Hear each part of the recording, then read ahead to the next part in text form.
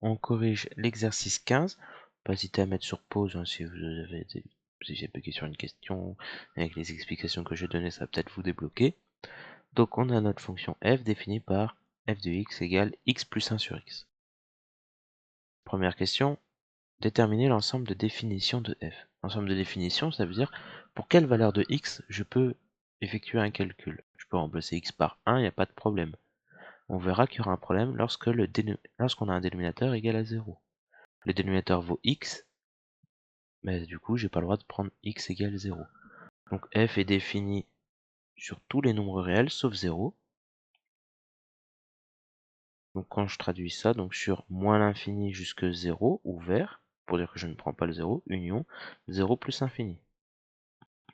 Ça, je peux dire autrement à la place r privé de 0, ou encore c'est r étoile. Ça veut dire la même chose. R étoile, c'est-à-dire qu'on enlève le nombre 0, et r privé de 0, mais ça parle de lui-même, on prend tous les nombres réels sauf 0.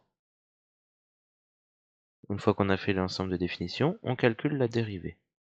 Bon là c'est assez simple comme dérivée. F de x, donc on dérive x, donc ça fait 1. La dérivée de 1 sur x moins 1 sur x carré. Ah, mais attention, il faut obtenir x carré moins 1 sur x carré. Là, pas de problème, je vais mettre tout au même dénominateur. Donc je vais mettre tout sur x carré. Donc 1 fois x carré sur x carré ici, moins 1 sur x carré.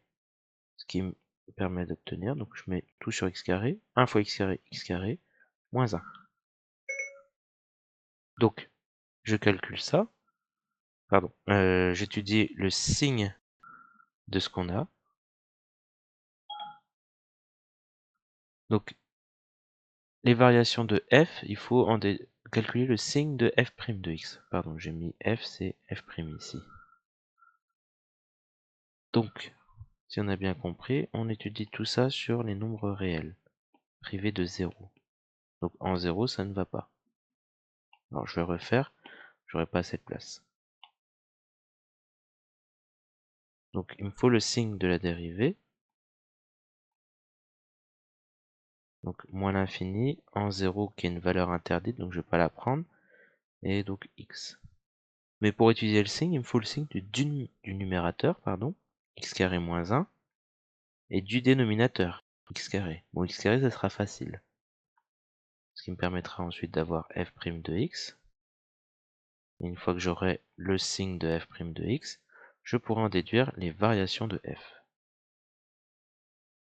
Alors du coup, je vais faire le signe de x carré moins 1.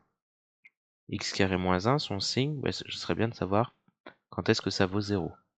Alors soit vous utilisez la méthode du discriminant, et vous calculez x1 et x2. C'est long pour pas grand chose parce que ça on sait résoudre très facilement depuis la seconde et même depuis qu'on connaît les entiers remarquables. C'est x carré égale 1, c'est-à-dire que x est 1 ou moins 1. Si vous voulez faire le lien avec les identités remarquables, on l'a revu aussi en début d'année. X carré moins 1, c'est pareil que x carré moins 1 au carré. Je peux factoriser par, donc avec l'identité remarquable. X moins 1 facteur de x plus 1 égale 0. L'équation produit nul, soit x moins 1 vaut 0, ou alors x plus 1 vaut 0. Bref, dans tous les cas, ça me donnait 1 et moins 1 comme racine. Donc, je vais mettre tout de suite mes racines, qui sont 1 et moins 1, donc je les mets de part et d'autre le 0. Donc voilà, je les ai mis. Pour le x carré, bon, ça s'annule en 0 quand même, x carré. Faut faire attention à ça. Quand je remplace x par 0, ça fait 0 au carré, donc 0. Ok, donc je mets maintenant le signe de x carré moins 1. Donc c'est un polynôme de degré 2, j'ai ces deux racines qui sont moins 1 et 1, j'ai besoin du terme devant x carré. C'est comme s'il y avait un 1, x carré moins 1, je rappelle, hein, c'est 1 fois x carré moins 1, donc c'est bien ce 1 là qu'on considère. C'est positif, donc c'est plus aux extérieurs des racines. Entre les deux racines, il y a deux cases, c'est le signe opposé, donc je mets moins.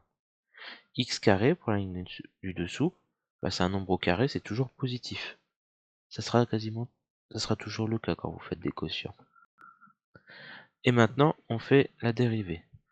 Alors, plus par plus, plus. Attention, là, on fait une division, donc Ici, c'est 0 divisé par quelque chose, ça fait 0. Moins par plus, moins. Attention, ici, c'est quelque chose divisé par 0. Donc là, on divise par 0, c'est une valeur interdite. Moins par plus, moins.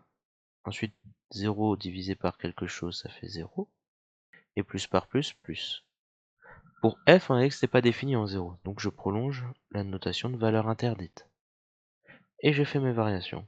Croissant, décroissant, décroissant, croissant. Je calcule quand même maintenant les images de moins 1 et l'image de 1. Donc on se souvient de la fonction tout en haut. C'est x plus 1 sur x. Donc moins 1 plus 1 sur moins 1 va me donner moins 2. Et donc là, 1 plus 1 sur 1, ça va me donner 2. Donc je mets mes valeurs. Ici, j'obtiens moins 2. Et là, j'obtiens 2. Et là, j'ai fini mon exercice sans trop de difficultés. Vous pouvez vous entraîner sur l'exercice suivant. Donc l'exercice 16, pardon, avec une dérivée qui est potentiellement plus difficile à obtenir. Je vous donnerai une réponse de la dérivée par mail, comme ça vous permettra de débloquer dans l'exercice.